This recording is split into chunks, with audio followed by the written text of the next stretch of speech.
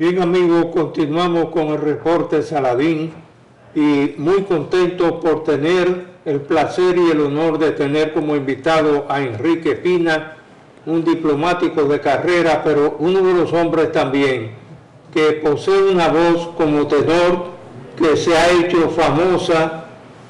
Tanto es así que tuvo la oportunidad de cantar frente al Papa Juan Pablo II en el Vaticano y recibir sus bendiciones.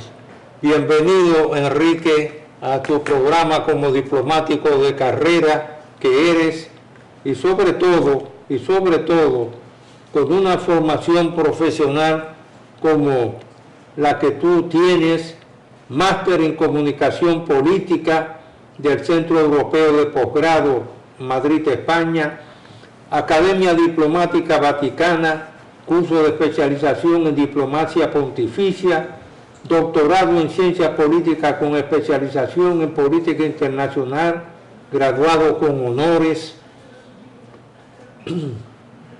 primera Universidad de Estudios de Roma, La Sapienza, Roma, Italia, máster en estudios europeos del Instituto Alcide de Gasperi en Roma, Italia, y una licenciatura en mercadotecnia también, independientemente de haber realizado todos los cursos del Ministerio de Relaciones Exteriores, pero sobre todo, la experiencia de trabajo de haber estado en el Ministerio de Relaciones Exteriores como ministro consejero, en la Embajada de República Dominicana en Egipto como ministro consejero, Consulado General de la República Dominicana a Toronto, Canadá, como ministro consejero, Embajada de la República Dominicana ante la Organización de Estados Americanos, OEA, donde coincidimos afortunadamente, claro, y compartimos amistad con Ángel Garrido, querido que descanse, sí, Dios lo tenga en la gloria. Sí.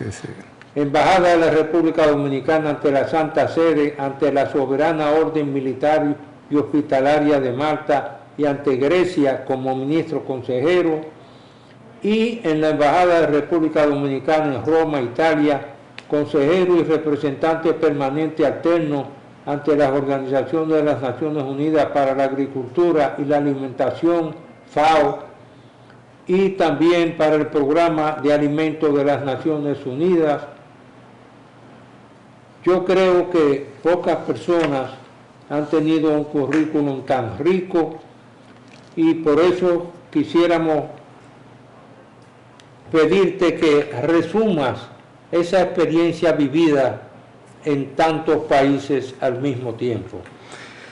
Ante todo, gracias, don Roberto. Me siento muy honrado de su invitación. Yo estimo mucho su trayectoria. Usted es un economista muy respetado en nuestro país, así que le agradezco mucho esta invitación. Me honra mucho estar aquí en su programa. ¿Cómo resumiría la trayectoria? Bueno, mi filosofía cuando yo llegué a Europa, me encontré con un prejuicio en contra, o un estigma. En Europa se cree que porque uno viene del Caribe, uno tiene lagunas y está mal preparado. Entonces, siendo muy jovencito, yo llegué a Europa con 20 y pico de años cortos, yo me propuse romper ese estigma. O sea, no el hecho de que porque yo sea caribeño soy inferior. Y empecé no a decirlo, sino a hacerlo, porque uno debe tener razón con los hechos, no con las palabras. Y empecé a estudiar, a enriquecerme de la cultura europea. Roma es una ciudad fascinante porque tiene, desde el punto de vista arquitectónico, tiene todos los periodos: Imperio Romano, Medioevo, después Renacimiento, 600, 700, 800, todos los periodos arquitectónicos están ahí.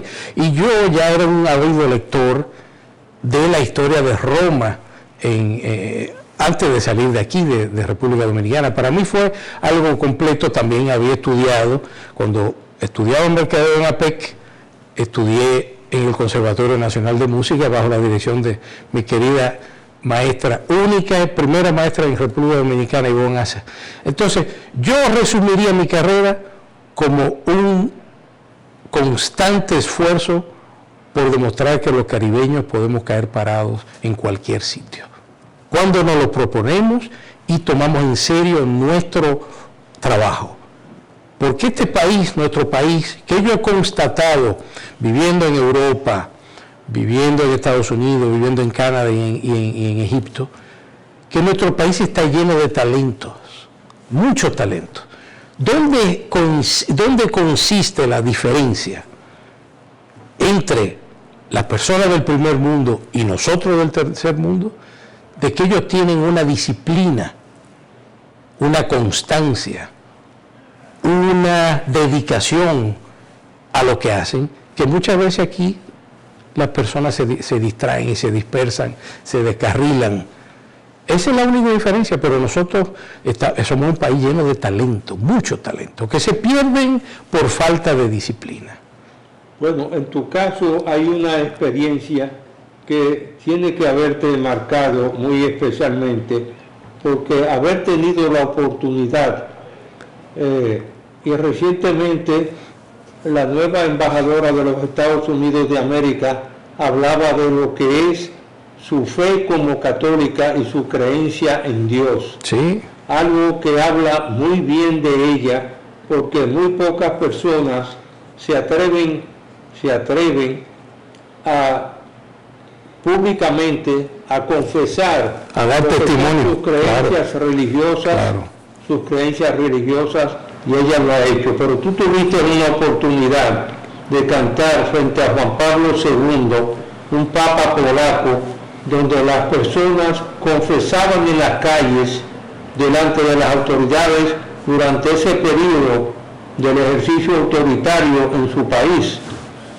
De lo comunista, la oportunidad de cantar en un día muy especial. Exacto. Frente a Juan Pablo II. Cuéntanos esa historia. Bueno, esta es una anécdota muy bonita que yo me siento muy honrado de cómo yo llegué a hacer eso. Yo he cantado 2 veces en la Basílica de San Pedro. La primera fue en noviembre del 98, en una ceremonia que hizo el secretario de Estado. Por ese entonces, el secretario de Estado, para el que no conoce la jerarquía vaticana, no es como en Estados Unidos el ministro de Relaciones Exteriores. El secretario de Estado del Vaticano es el primer ministro. Inmediatamente después del Papa viene el secretario de Estado, es el ejecutivo del organigrama vaticano.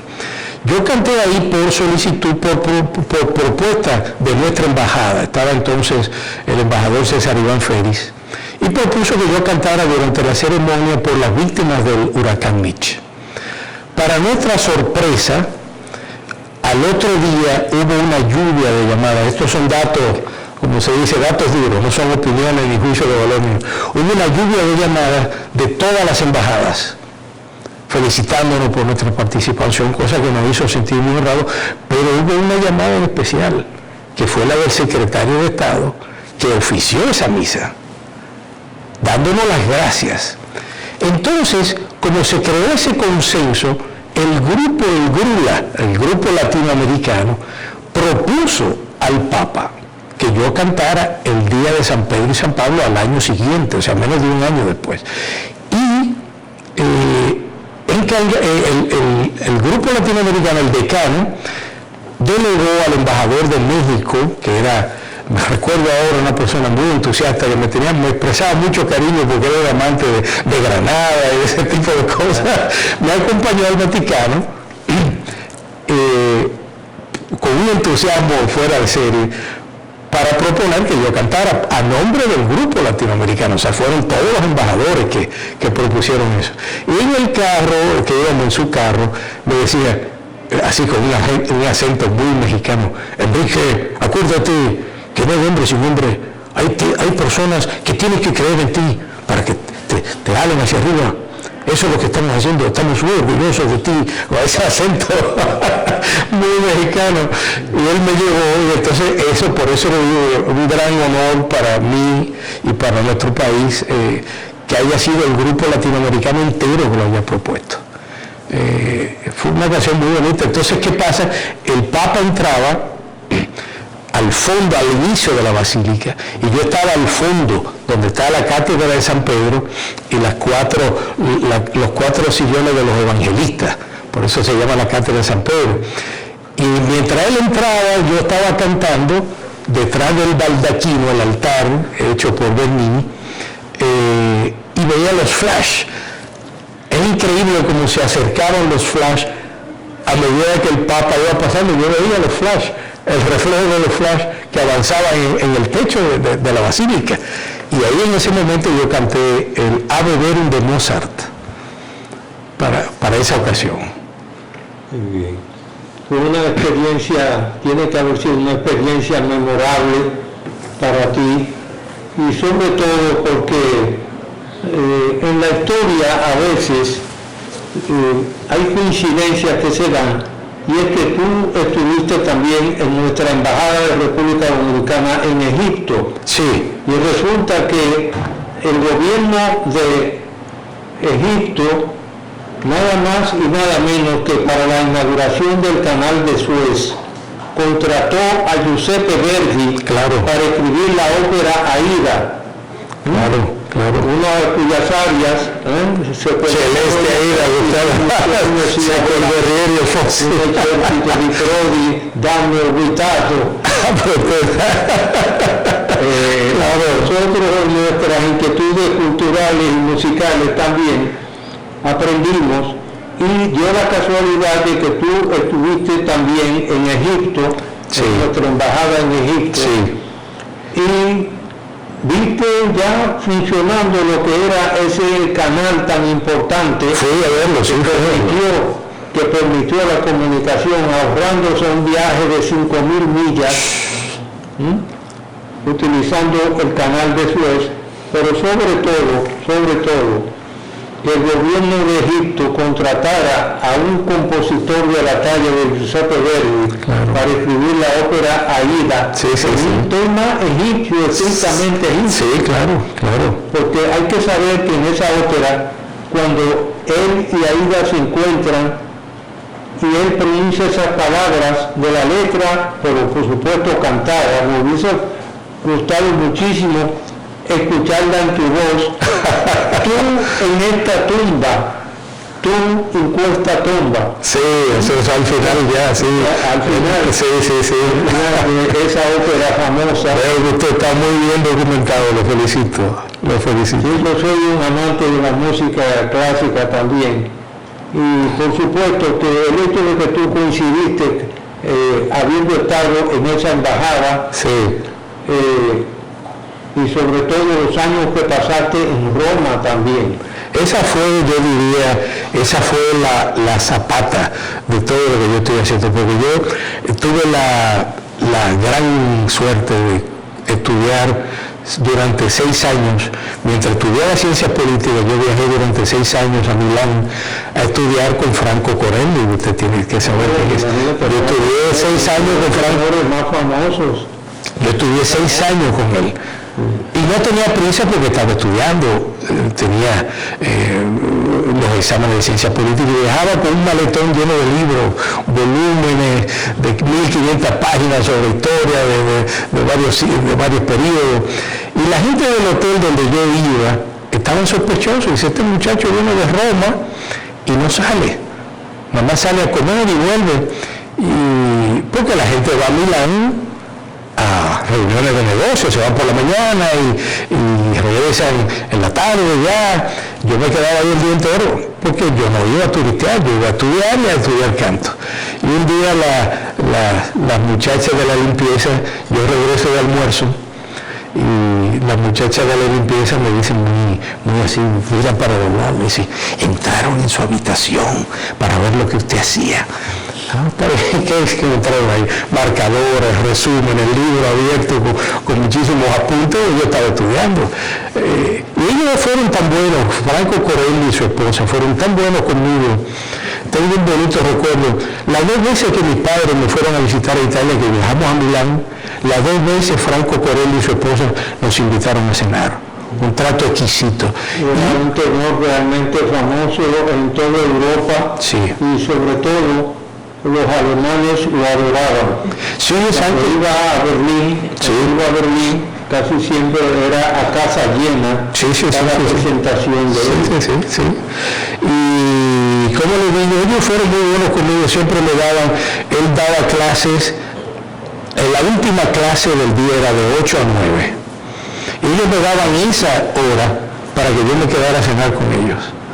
Fueron muy que tú tuviste también una relación muy estrecha con nuestro cardenal Nicolás de Jesús López Rodríguez. Veo que usted está muy bien informado. Háblame de esos años de amistad y de tus presentaciones en la catedral más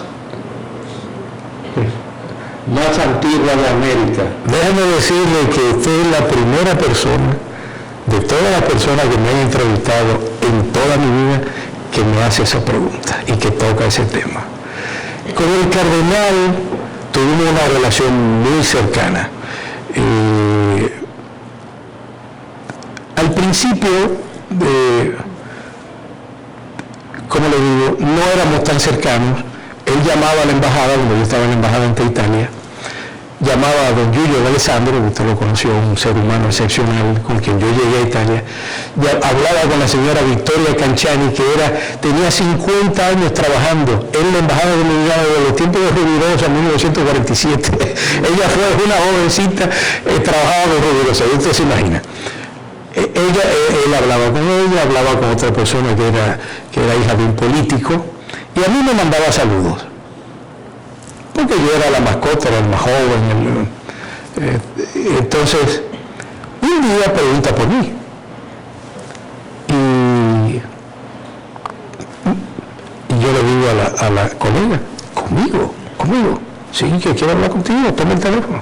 Entonces yo tomo el teléfono sorprendido y empezamos un diálogo. ¿Cómo está ese joven que se está llevando a Europa por delante con sus estudios? Alguien le había dicho, no sé cómo llegó, alguien le había dicho que yo estaba estudiando, que estaba fajado estudiando. Y ese día cerré el teléfono todo desconcertado, porque nunca pedía por mí. Un día pasó que él llamó por la tarde y yo estaba solo en la embajada. Esto no lo he dicho en ninguna entrevista, usted tiene la primicia. No había nadie, yo tomo el teléfono y es él. Está preguntando por el embajador, no está, la señora ya se fue, la otra persona, no, ya se fue, soy yo Enrique, Enrique, ¿cómo estás? Empezamos a hablar, mire, ¿qué estás estudiando? Y empecé a decirle, no, tengo ahora estos exámenes pendientes, geopolítica, historia de los tratados internacionales, todo eso. Y yo le ofrezco, porque yo era un muchachito, tenía 20 y pico de años, y el cardenal, me gustaría poder hablar más extensamente con usted me aceptaría una invitación a cenar. Con mucho gusto, y yo, es una efervescencia, y efectivamente nos fuimos a cenar. Y empezamos a hablar, entonces él vio que yo le estaba bebiendo romo, había un grupo en ese momento, había un grupo de 4 o 5 funcionarios que se juntaban de 2:30 de la tarde a 6 de la tarde a beber whisky o ron, de lunes a viernes. Y yo era el tema recurrente ahí porque me daban tijera, yo no estaba en eso. Porque lamentablemente esa fue una de las imágenes que se vendió, entre comillas, de los diplomáticos. Exacto. De que eran muy aficionados al asunto de los tragos. Y sobre todo gratis, el que le gusta el trago y tiene trago de primera gratis, imagínense. Es una de las profesiones que más se da para el alcoholismo. Pero ese fue un periodo también, haber tenido como profesora Franco Corelli. Esos eran los años de Jussi Björling, que eran los grandes tenores. Renata Tebaldi, rival de la Calas, que por cierto, hablando de alcoholismo, Jussi Björling, tenor sueco, muere de un infarto debido al alcoholismo. En cada pausa, en cada receso que él tomaba entre una pieza y otra, cuando daba los recitales al abierto, el pianista, y era también alcohólico, iban atrás y se daban su trago y volvían después de los dos medio. Y murió de un infarto provocado por el alcoholismo. Lo dice su pianista, el que era su pianista, el que él prefería. Pues yo tuve una oportunidad en el desayuno de Milady de Cabral, que fue el desayuno de hoy mismo, en el Canal 9. Sí. Tuve la oportunidad de entrevistar al cardenal López Rodríguez y ahí nos enseñó el anillo de graduación que le había entregado Monseñor Panal de la Vega. Y él se sentía sumamente orgulloso de ese anillo que había recibido de Monseñor Panal. Y por supuesto fue un hombre también nacionalista y un gran patriota para la República Dominicana. Que la historia le está dando razón, porque ahora han emergido toda esa jauría de periodistas que lo criticaban, que era lo que había detrás. Los romanos tienen una frase muy interesante: veritas temporis filia, la verdad es hija del tiempo. El cardenal fue una persona muy vituperada y muy criticada, pero la historia le está dando razón. Y él me decía algo muy interesante, porque teníamos yo después que se creó esa amistad, yo era que lo iba a buscar al aeropuerto, y era que lo llevaba de regreso al aeropuerto, cuando él ya se iba de regreso para la República Dominicana, y a las 5 de la mañana nos embarcábamos en temas filosóficos, y él siempre me decía, sigue estudiando, que el saber no ocupa espacio, decía él. El saber no ocupa espacio. Me tocó como, en esa época era administrador general del Banco de Reservas, darle apoyo al programa que sacó la Iglesia Católica en esos años, donde Miguel Sanjur entrevistaba frecuentemente, semanalmente. ¿Cómo se llamaba el programa? Estaba al cardenal López Rodríguez, precisamente en los años de formación de Miguel Sanjur, y eso le dio una proyección a él, y además le dio a conocer al pueblo dominicano muchas de las ideas que tenía el cardenal López Rodríguez. Yo estaba en Roma, muy jovencito, cuando él llegó a Roma, y en una de las cenas, en la embajada ante la Santa Sede, él habló de la idea que él tenía del proyecto de Sedimat y de la Plaza de la Salud. Y mire el legado que ha dejado. Porque usted va a Sedimat y a la Plaza de la Salud, y el 90% de las personas que están ahí son gente humilde, a la cual se le da un trato de primera. Yo he vivido en Italia, he vivido en Estados Unidos y en Canadá, y Sedimat, cuando usted va a las instalaciones, no tiene nada que envidiarle. Tenemos un buen servicio médico de primera calidad, y ese es un legado del cardenal. Sí, de su presidencia durante muchos años. Claro. Con el apoyo, por supuesto, de las autoridades de nuestro país. Sí. Pero definitivamente de tus años también en Washington y en Canadá, tus memorias, ¿cuáles son ahí de ese periodo que te tocó vivir en Washington, y tu participación también en Semana Dominicana en los Estados Unidos? Sí, canté el himno nacional. Usted estaba ahí, ¿verdad? Sí. Mire, ¿cómo le digo? El europeo y el anglosajón, cuando digo anglosajón incluyo Estados Unidos y Canadá, son dos mentalidades completamente diferentes. El europeo no tiene, digamos, no se hace una idea inmediatamente de lo que uno es. Él empieza a hablar con uno y empieza a ver el nivel, y ya cuando ve que está hablando con una persona que tiene una preparación a la par con ellos, entonces lo respeta. El anglosajón tiende a ser más rígido. Esa ha sido mi experiencia trabajando allá, de que no coincide que un latinoamericano pueda cantar ópera, por ejemplo.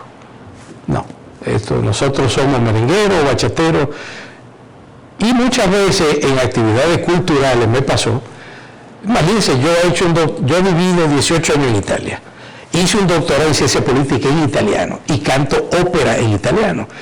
Entonces, cuando yo le daba cátedras a los organizadores, no, eso no significa eso, significa esto y esto, por esto, y tenía que callarse. No le gustaba porque un latinoamericano no podía estar en cátedra dándole. Entonces yo encuentro que la sociedad americana en ese lado están prejuiciados. ¿Cuáles son los grandes valores de la sociedad americana? El respeto a la palabra. Estados Unidos es número 1 en servicios. Le voy a hacer una anécdota interesante. Yo llegué a los Estados Unidos con mi ex esposa. Compramos en Best Buy una computadora que en esa época, le hablo del 2006, costaba $1,600. O sea, una computadora, eso era un Ferrari.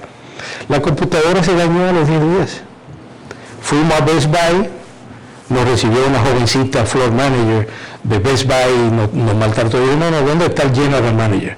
Yo no voy a seguir hablando contigo. Me dijo, have a nice day. No, have a nice day, no. Llámeme al general manager. No, él está el martes. Cuando yo le dije general manager, se asustó. El martes sucesivo fuimos con la computadora y con la actitud, como quien va con un bate, a entrarle a batazo al general manager. Mire, nosotros vinimos la semana pasada y hablamos con su floor manager y empezamos todo el relato y el tipo me paró en seco y me dijo, what makes you happy? ¿Qué te hace feliz? Que me cambie la computadora. Tony, búscale otra computadora.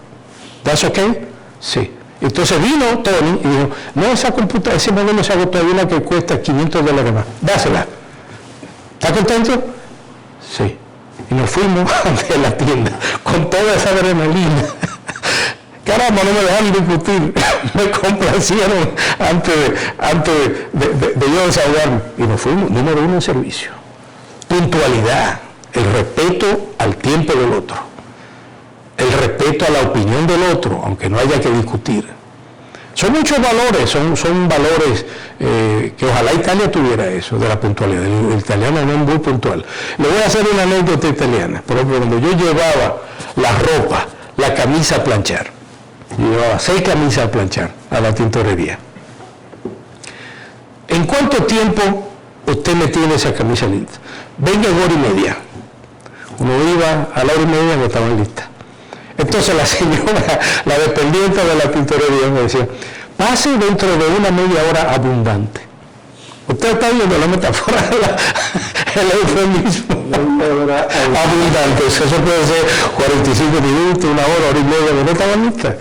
Entonces son actualmente, ¿qué posición mantiene dentro de la carrera diplomática? Ahora mismo estoy asignado al servicio interno del MIREX. Estoy esperando asignación de funciones. Tengo ya un tiempito esperando eso. Y en eso estoy. Quiero trabajar con la dirección que se ocupa de Europa, porque mi formación es toda europea. Yo sigo los eventos internacionales, lo que está pasando en Ucrania, la nueva administración Trump, los globalistas y los soberanistas, que ahora hay una pugna.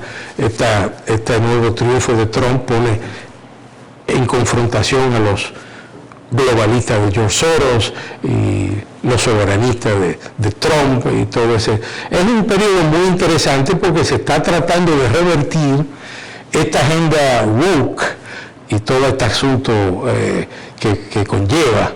Entonces, es un periodo interesante porque estamos volviendo a la sensatez. Le hablo de un caso práctico, porque me gusta hablar con anécdotas. En Canadá, yo sabía inglés desde los 9 años, pero una amiga mía que fue a Canadá y estaba estudiando inglés, me dice, Enrique, aquí hay un individuo que todos los días hay que preguntarle si él se siente él o ella.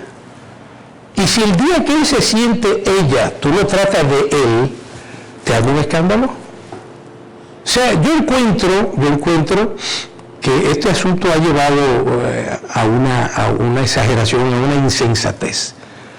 Y mire, yo no soy un hombre homofóbico. Tengo amigos que han elegido esa ruta, yo los respeto, los quiero.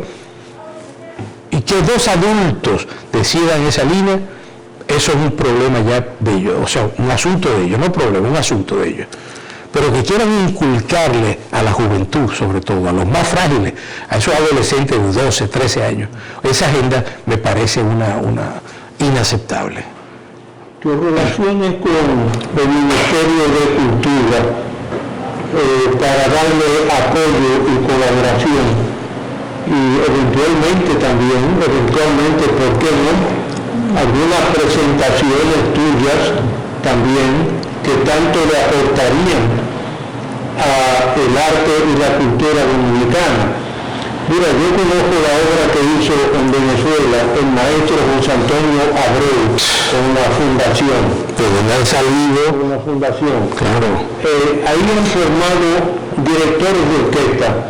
Cuando uno de los grandes directores italianos oyó a esa orquesta sinfónica juvenil de Venezuela interpretar en Alemania la obertura Francesca da Rimini. Sí. Una obertura. Ese de Tchaikovsky, ¿no? Tchaikovsky, sí, claro. Muy difícil, muy difícil, especialmente para la sección de cuerdas. Claro. Dijo ese gran conductor italiano, si la música clásica va a sobrevivir en el mundo, será gracias a la niñez venezolana. Qué bello. Y estando en el Banco Interamericano de Desarrollo como director ejecutivo alterno por México y República Dominicana, sí, lo recuerdo. Le dimos un préstamo a la fundación del maestro José Antonio que estaba formando a 423,000 niños que lo sacó de la calle de la delincuencia. Claro. Dándoles una profesión, porque que tú llames música mejora hasta la comprensión de las matemáticas. Increíble. Entre otras cosas. Increíble. Y además le da una profesión en la que ya sea como maestro o como alumno también, automáticamente tiene una profesión que le da acceso a un salario decente.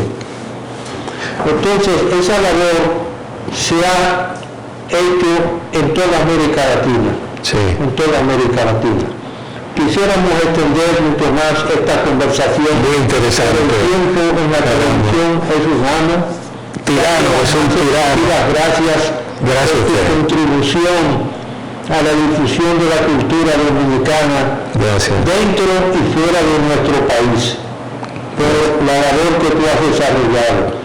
Y al mismo tiempo en que te damos gracias en nombre de mi esposa Berta Míndez Saladín y del mío propio por tu participación en el reporte Saladín, pedir bendiciones para ti y sobre todo terminar este programa como siempre lo hemos hecho con esa frase del inmortal de la literatura española Miguel de Unamuno y Hugo cuando decía en 1936 en España: a mí me duele España, a mí me duele la República Dominicana. A mí también. Que Dios te bendiga, a usted también. Bendiga esa carrera que tú has tenido a lo largo de tus años, sobre todo para la cultura dominicana. Gracias, don Roberto. Muy honrado de su palabra. Muchas gracias.